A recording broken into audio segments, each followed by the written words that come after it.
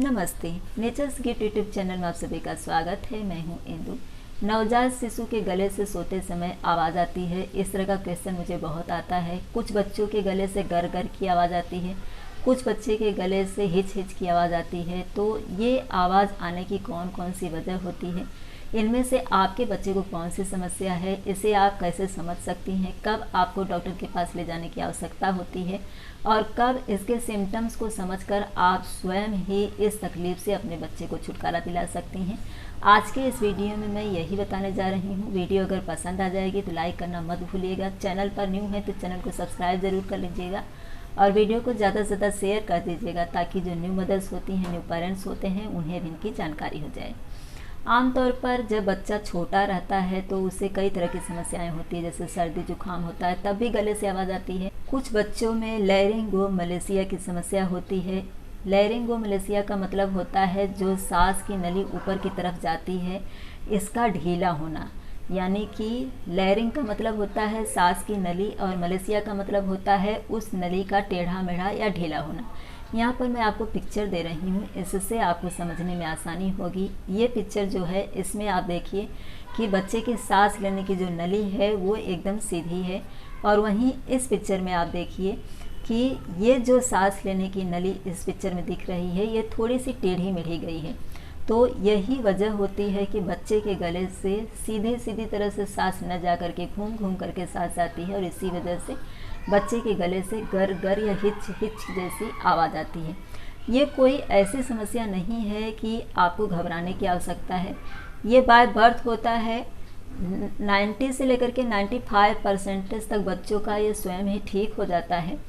By birth से लेकर के 1 साल से लेकर 2 साल तक के बच्चों में ये पाया जाता है। लेकिन 1-2% ऐसे बच्चे होते हैं जिन्हें आपको डॉक्टरी परीक्षण की ज़रूरत पड़ती है। वैसे अगर किसी के भी बच्चे के गले से आवाज़ आ रही है और उससे सर्दी जुकाम नहीं है, बच्चा अच्छे से खाता पीता है, खेलता है, बच्चा हेल्दी भी है, इसके बावजूद भी गले से आवाज़ आ रही है, यानी नाक से बलगम नहीं निकल रहा है, सर्दी जुकाम बिल्कुल नहीं, बुखार भी नहीं है और बच्चा अच्छे से दूध पीता है, तो आप एक बार डॉक्टर के पास ज़रूर लेकर के जाइए। वैसे लैरिंगोमलेशिया की जो समस्या होती है इसका कुछ लक्षण मैं आपको बता दे रही हूँ। बच्चा जब इस तरह से जैसे कि ऐसे सीधा सोया रहता है, जैसा कि इस पिक्चर में मैं दे रही हूँ, तब बच्चे के गले से आपको आवाज़ आती हुई सुनाई देगी। लेकिन जब बच्चे को आप साइड, यानी कि जैसे इस पिक्चर में आपको दिख रहा है, बच्चे को आप साइड में ऐसे सुलाती हैं करवट लेकर के, तब बच्चे के गले या तो आवाज़ कम हो जाएगी या तो आवाज़ एकदम से बंद हो जाएगी। और इसके अलावा जब बच्चे को आप इस तरह से, क्योंकि नवजात शिशु में ये ज़्यादा होता है, 6 मंथ से ये जो समस्या होती है वो ज़्यादा दिखाई देने लगती है, यानी बढ़ जाती है आवाज़ आने की समस्या। और उसके बाद में धीरे धीरे जैसे जैसे बच्चा 6 मंथ को क्रॉस करता है तो ये समस्या धीरे धीरे कम होने लगती है।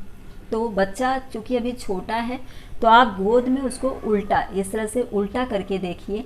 10-5 मिनट के अंदर अगर ये आवाज़ आनी कम हो जाती है या बंद हो जाती है तो आप समझिए कि आपके बच्चे को लैरिंगोमलेशिया की ही समस्या है। तो ये एक बार आप डॉक्टर से ज़रूर चेकअप करवा लीजिए, क्योंकि वहाँ ले जाने पर डॉक्टर किस हद तक ये समस्या है उसे चेक करते हैं।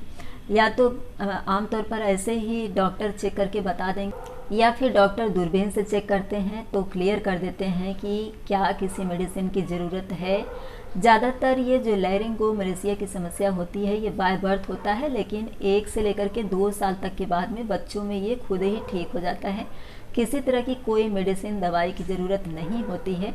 लेकिन 1-2% बच्चे ऐसे होते हैं जिन्हें मेडिकली परीक्षण की ज़रूरत पड़ती है, यानी उन्हें डॉक्टर के दवाई की ज़रूरत पड़ सकती है। तो जब आप ये सब सिम्टम्स बच्चे में देख रही हैं कि हिच हिच या गर गर की आवाज़ आ रही है, लेकिन सर्दी जुकाम बुखार कुछ भी नहीं, बच्चा अच्छे से खाता पीता है और इसके बावजूद बच्चे के गले से इस तरह की आवाज़ आ रही है, उसे साइड करवट करके देखिए। अगर बच्चे के गले से आवाज़ आनी कम हो गई या बंद हो गई, थोड़ा उल्टा सुला करके, गोद में ही सुलाइएगा, ऐसा नहीं कि आप उल्टा सुला करके कहीं घूम जाएं, बच्चे का दम घुट सकता है। तो आप साइड करवट लीजिए, चाहे उल्टा सुला करके लीजिए, आपको वहीं रहना है अपनी गोद में। ज़्यादातर इस सिम्टम्स को चेक करना है। अगर आवाज़ आनी बंद हो जाती है या कम हो जाती है तो डेफिनेटली आपके बच्चे को लैरिंगोमलेशिया की ही समस्या है। तो आप डॉक्टर के पास लेकर के जाइए, वो चेक करेंगे।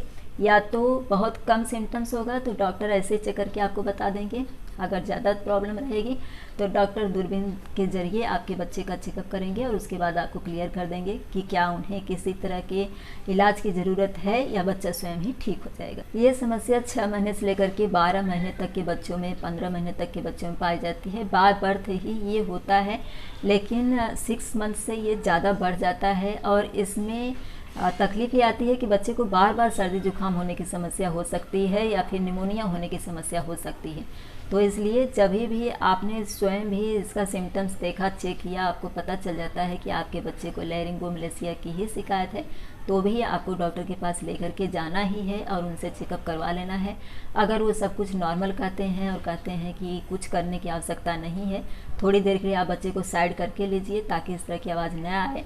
जब तक आप रहती हैं तब तक आप कोशिश करिए कि बच्चे को साइड करवट लेकर के, ताकि अगर आपको ऐसी, क्योंकि जब इससे कोई समस्या तो होने वाली नहीं है, लेकिन जब बच्चे के गले से आवाज़ आती है तो जो न्यू पेरेंट्स होते हैं वो घबरा जाते हैं कि आखिर ऐसा क्या है कि बच्चे के गले से इतनी आवाज़ आ रही है। ख़ासतौर से तब जब बच्चे को सर्दी जुकाम बुखार कुछ भी नहीं हो, बच्चा एकदम से हेल्दी है, अच्छी तरह से दूध पी रहा है, इसके बावजूद भी जब आवाज़ आती है तो बहुत डर सा लगता है। तो इसलिए आप एक बार डॉक्टर से परीक्षण करवाने के बाद अगर डॉक्टर आपको ओके कहते हैं, आप स्वयं बच्चे को थोड़ी देर इस तरह से साइड या फिर उल्टा करके अपने उसमें लेकर के रखिए ताकि जो तकलीफ़ उसे हो रही है वो ना होने पाए। आई होप कि जो जानकारी मैंने इस वीडियो में आपको दी है, इससे अगर आपके नवजात शिशु को सोते समय गले से आवाज़ आती है तो सिम्टम्स को समझकर आप जान जाएंगे कि आपके बच्चे को कौन सी समस्या है और उचित समय पर उचित इलाज आप ज़रूर करेंगे। वीडियो अगर हेल्पफुल लगी होगी तो लाइक कर दीजिएगा, चैनल को सब्सक्राइब और वीडियो को शेयर कर दीजिएगा ताकि जो न्यू मदर होती हैं उन्हें भी इनकी जानकारी हो जाए। इसी तरह के एक नए टॉपिक के साथ अगले वीडियो में फिर से मिलेंगे। वीडियो देखने के लिए आप सभी का धन्यवाद।